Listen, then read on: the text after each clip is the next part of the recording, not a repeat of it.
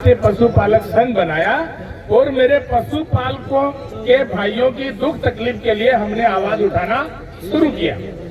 आपके जो जो दुख तकलीफ थे, राय का बाग का जो नाम था वो चेंज करवाया, हमारे पशुपालक जो अन्य राज्यों में जाते थे उनके रास्ते खुलवाए, उनकी चराई जो है माफ करने तक हम जो अब लड़ाई लड़ रहे हैं, उनके जो है टाइम पे बीमार होने से दवाई दारू का काम कर रहे हैं।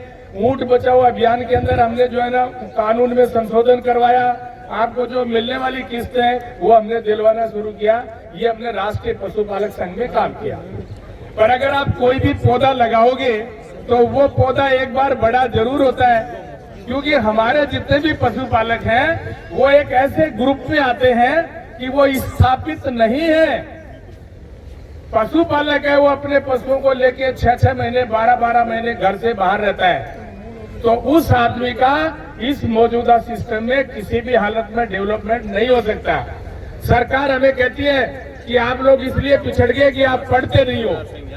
अरे हम कहते हैं पढ़ो पढ़ो, शिक्षा शेरनी का दूध से सबको पता है, पर पढ़ने से पहले आदमी का घर चाहिए। घर आप बताइए, जिसका घर नहीं होगा उसका बच्चा स्कूल में कैसे जाएगा? और अगर गलती से वो चला जाए तो शाम को कहाँ आएगा? तो इसी तरह से हमारा जो डीएनटी वर्ग है इसमें कुछ घुमंतु लोग हैं, कुछ हमारे तरह से अर्ध घुमंतु लोग हैं और कुछ विमुक्त लोग हैं, उनके आज तक घर नहीं है। अब जब घर नहीं है तो उनके बच्चे स्कूल कैसे जाएंगे? वो पढ़ेंगे कैसे? वो अधिकारी कैसे बनेंगे? आपका बाड़मेर में एक भी कोई एमएलए एमपी है तो बताओ? नहीं है, क्योंकि आप पढ़े लिखे नहीं हो।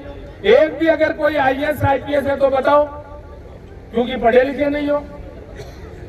ये सारी चीज शिक्षा से जुड़ी हुई है और शिक्षा तब आएगी जब आपका घर होगा। तो हमारी जो डीएनटी के अंदर पहली मांग थी वो यही थी कि सबसे पहले हमें आप स्थायी करो, हमें घर के पट्टे दो। हमें पट्टे दोगे तो हम अपने बच्चों को पढ़ा लेंगे। इसी तरह की अपनी 11 डिमांडें हैं जिनको लेके हम जो लड़ रहे हैं। एक एक डिमांड को आपको विस्तार से कृष्णा राम जी बताएंगे, पर मैं आपको यही बता रहा हूं कि हमारी लड़ाई कहां कहां है। फिर सरकार ने हमारा एक ग्रुप बनाया, हम सब लोगों को किसी को एससी में डाल दिया, किसी को एसटी में डाल दिया, किसी को ओबीसी में डाल दिया। पर वो जो ग्रुप जो थे वो स्थायी थे, विजिबल थे, सरकार को दिख रहे थे। पर जो लोग स्थायी नहीं थे, जो सरकार को दिख नहीं रहे थे, उनके लिए सरकार ने कोई कानून नहीं बनाया। आप कह रहे हो पानी का नलका लगा दिया, अरे घुमंतु आदमी के नलका क्या काम आएगा? आप कह रहे हो स्कूल बढ़ा दिया, घुमंतु आदमी के स्कूल क्या काम आएगी? आप कहते हो हॉस्पिटल बना दिया, मैं यहाँ से चलता चलता एमपी तक जाता हूँ, मेरा आपका हॉस्पिटल क्या काम आया? यानी कि सरकार ने हमारे लिए कोई बेनिफिट नहीं दिया। दूसरी बात, हम जो पशुपालक थे हमें उन्होंने कृषि के साथ में रखा, किसान के साथ में, और मंत्रालय भी एक बनाया। हमारे सारे पैसे से, हमारे हक के पैसे से इस खेती में जहाँ 5 मन अनाज पैदा होता था वहाँ 1 बीघा में 50 मन अनाज पैदा हो रहा है। ये कोई आसमान से नहीं टपका। सरकार ने अच्छा खाद लाए, बीज लाए, भूमि का समतलीकरण किया, सिंचाई के साधन बढ़ाए, तब वो खेती में उपज पैदा हुआ। लेकिन मेरी गाय भैंस आज भी, गाय 2 किलो दूध दे रही है, बकरी 1 किलो दूध दे रही है, भेड़ पे ऊन नहीं है, क्योंकि मेरा मंत्रालय उनके साथ था। इसलिए एक नया पैसा पशुपालक पे खर्च नहीं किया। ये हमारी लड़ाई है कि नहीं है? ऊपर से खेत को तार बाड़ लगा के ताला भी लगा दिया और उसका ताले का पैसा भी आपके हिस्से का है। ये आपको समझाना चाहता हूं कि लड़ाई कहां का है। हम कह रहे हैं हमारा मंत्रालय अलग करो, अरे हमारे हिस्से का बजट ले जाते हो और ताला भी हमारे मुंह के आगे लगाते हो।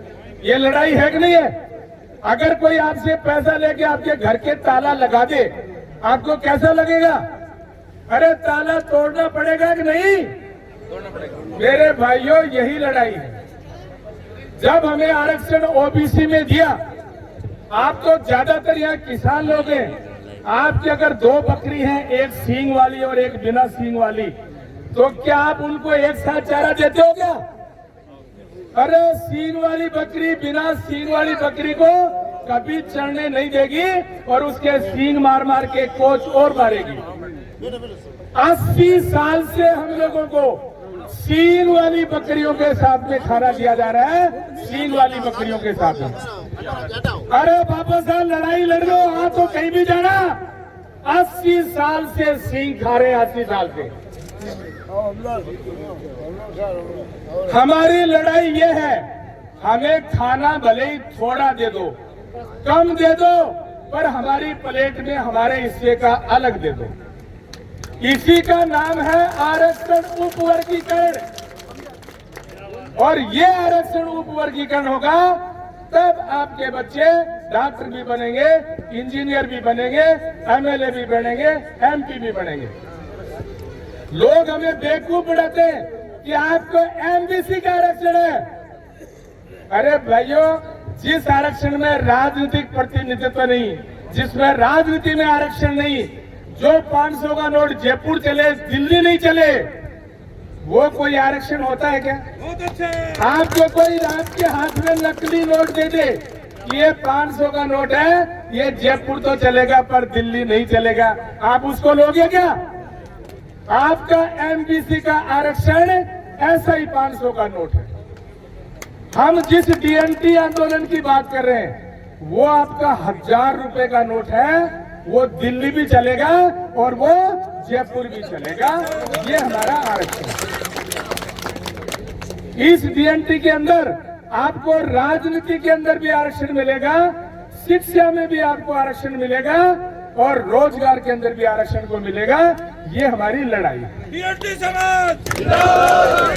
मौजूदा स्थिति के अंदर आपको मैं पुनः कह रहा हूं कि आपको चारा तो दिया जाता है, पर बिना सींग वाली, ये जितनी भी बैठी है ये सब बिना सींग वाली बकरियां हैं।